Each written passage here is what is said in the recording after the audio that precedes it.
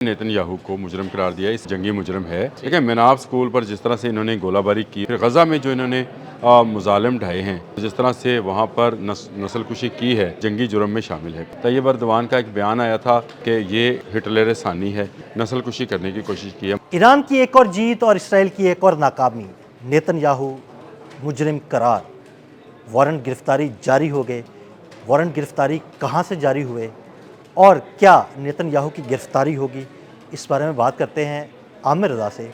आमिर भाई, एक अहम खबर सामने आई है, ये अहम खबर क्या है, हमारे नाज़रीन को बताइएगा। देखिए सबसे पहली बात तो यह है कि इंटरनेशनल क्रिमिनल कोर्ट ने जो है, जो कि अक़वाम मुत्तहिदा की ज़ैली एक अदालत है, उसने नेतन्याहू को मुजरम करार दिया। इससे पहले जो पासदारानी इनकलाब के सरबराह हैं हुसैन सलीमी साहब, उन्होंने ये कहा था कि ये जंगी मुजरम है और ये जंगी मुजरम है भी। बिल्कुल ऐसे। देखिए मेनाब स्कूल पर जिस तरह से इन्होंने गोलाबारी की और वहाँ पर 160 से ज़ायद बच्चियाँ जो हैं वो शहीद हुई, बमा स्टाफ के वहाँ के, तो ये जंगी जुर्म में शामिल है। फिर गजा में जो इन्होंने मुजालिम ढाए हैं और जिस तरह से वहाँ पर नस्ल कुशी की है, ये है। उसके बाद तैयब अर्दवान का एक बयान आया था कि ये हिटलर सानी है, बिल्कुल ऐसे। और इसने इसी तरह से नस्ल कुशी करने की कोशिश की है मुसलमानों की, जिस तरह हिटलर ने यहूदियों की थी।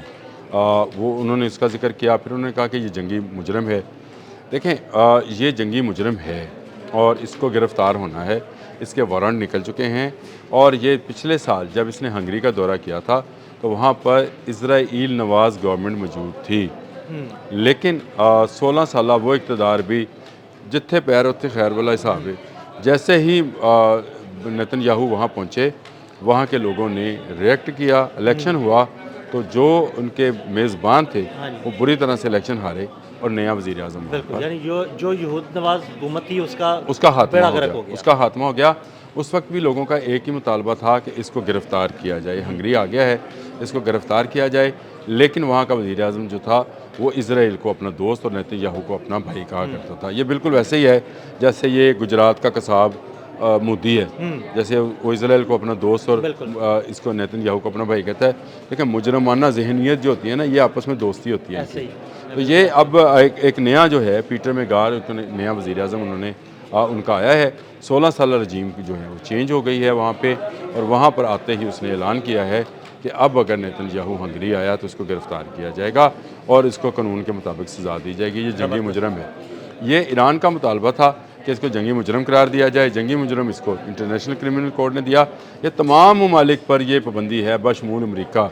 अगर वो अक़वाम मुत्तहिदा को कोई अदारा समझते हैं और अगर इसको बरकरार रखना है तो दो चीज़ें इनको करना पड़ेंगी। एक, यहाँ पर वीटो पावर जो है उसमें एक मुस्लिम मुल्क को शामिल करना पड़ेगा। और अभी भी मुझे लगता है कि बहुत जल्द कोई मुस्लिम मुल्क जो है ना वो हम हो सकते हैं मुस्लिम, क्योंकि हम ही एटमी क़ुव्वत हैं। हम हो सकते हैं कि हमारे पास वीटो पावर हो। तुर्की हो सकता है, वो भी एक बड़ी क़ुव्वत है। लेकिन मैं ये समझता हूँ कि एक मुस्लिम मुल्क का होना अब ज़रूरी है। दुनिया की आबादी का 1/3 हिस्सा जो है वो वीटो पावर से महरूम है। उसके खिलाफ जो कार्रवाई करना चाहता है वो कर लेता है। ये अब नहीं चलेगा मामला। एक बात। दूसरा, ये जो जंगी मुजरम है ये जिस मुल्क में भी जाएगा इसको गिरफ़्तार किया जाएगा। ये नेतन्याहू छुपा हुआ है, अभी तक इसके उस तरह से बयानात और ये ख़ुद सामने नहीं आ रहा है।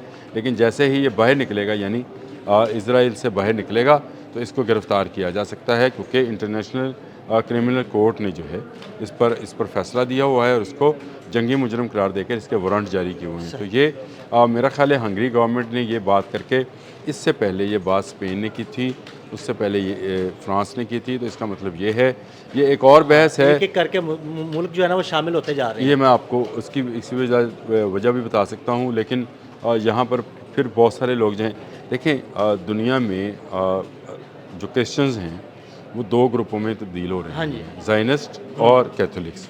बिल्कुल। जो प्रोटेस्टेंट्स हैं वो अभी बैन हैं, कुछ ज़ायनिस्ट के साथ हैं, कुछ जो कैथोलिक्स के साथ शामिल हो रहे हैं।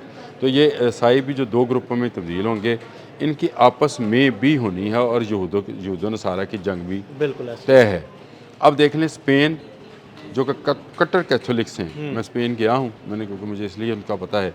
वो कट्टर कैथोलिक्स हैं, वो निकल रहे हैं इनके असर से। और अमेरिका के प्रेसिडेंट डोनाल्ड ट्रंप ने स्पेन को धमकी भी लगाई है कि तुम्हारा बड़ा नुकसान है, देखे क्या होगा क्या नहीं होगा।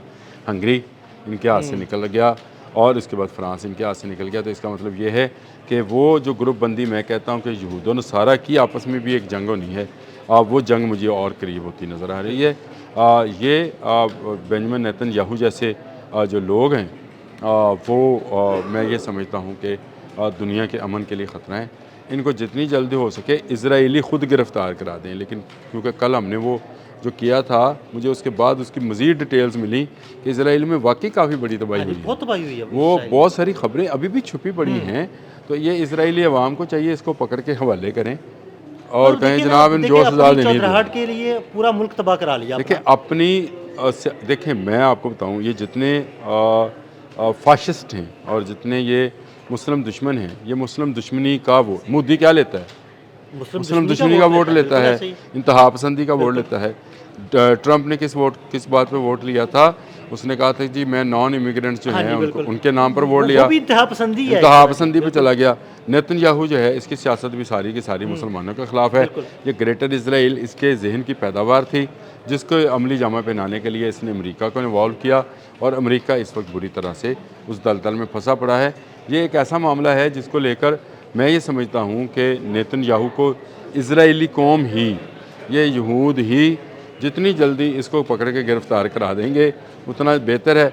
वैसे अक्टूबर में तो इसकी सियासत का ख़ात्मा होने वाला है, जब इलेक्शंस होंगे तो उसमें नज़र आएगा। अगर कुछ रिगिंग ना हुई तो नेतन्याहू मुझे दोबारा वज़ीर-ए-आज़म बनता हुआ नज़र नहीं आ रहा। तो वो अदालतों के केसेस भी आमिर भाई, उधर से भी इसको देखें वो वहाँ पर करप्शन के केसेस हैं इस पे। लोग कहते हैं ना, मैं समझता हूँ कि इस वक्त दुनिया में अगर किसी मुल्क के अंदर मीडिया कंट्रोल बहुत ज़्यादा है तो वो इसराइल है। बिल्कुल, वहाँ पर आप एक लफ्ज़ नहीं है लिख सकते।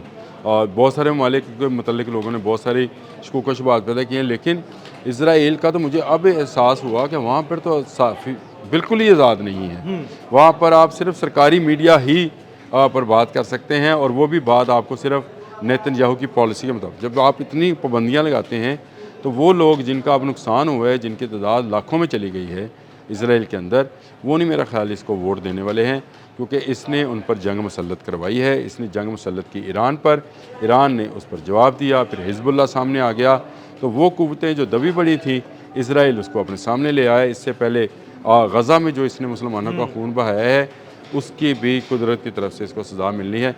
लेकिन ICC का ये अच्छा फैसला है इंटरनेशनल क्रिमिनल कोर्ट का कि इसको गिरफ़्तार किया जाए, और हंगरी ने पहला मुल्क बना है जिसने ये ऐलान किया है कि जैसे ही ये उनके पास आएगा ये इसको गिरफ़्तार करेंगे। तो बाकी ममालिक को भी यही मेरा ख्याल है ऐलान करना चाहिए, अगर वो कानून पसंद हैं और उनका जहन जुर्माना नहीं है। मुख्तलिफ ममालिक की जानिब से ये ऐलान होंगे तो ये फिर किसी जगह जाने के काबिल नहीं रहे। बहुत शुक्रिया आमिर भाई। आमिर भाई ने बड़ी तफसील के साथ इस सारे मामले पर रोशनी डाली। मज़ीद अपडेट्स के लिए हमें फॉलो करते रहें। अदील अहमद और आमिर रज़ा को इजाज़त दीजिएगा। अल्लाह हाफ़िज़।